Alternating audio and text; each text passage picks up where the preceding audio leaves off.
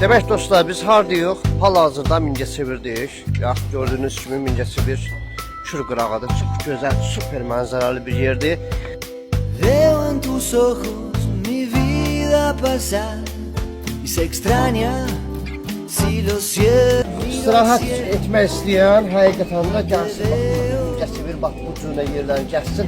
Pero ya sé que no voy a olvidar tu perfume de febrero.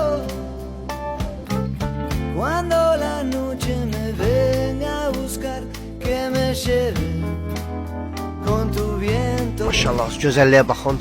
Gör nə gözəl yerdir. Yəni insanlar gəlirlər burada istirahət edirlər.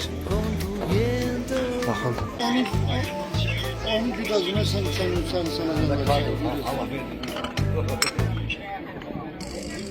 O Vengo a tu lado y mi vida pasa. Güzelçiləməyə bax, liman restoranda xüsusi olaraq bax, xidmət bax belədir. Bax, burada üzrlə xidmət göstərilir. Deməli, şəkər halvası.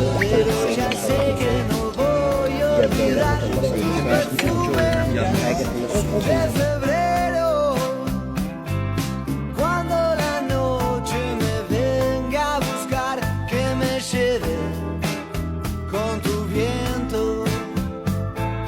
Y si la noche me viene a buscar, que me lleve con tu viento.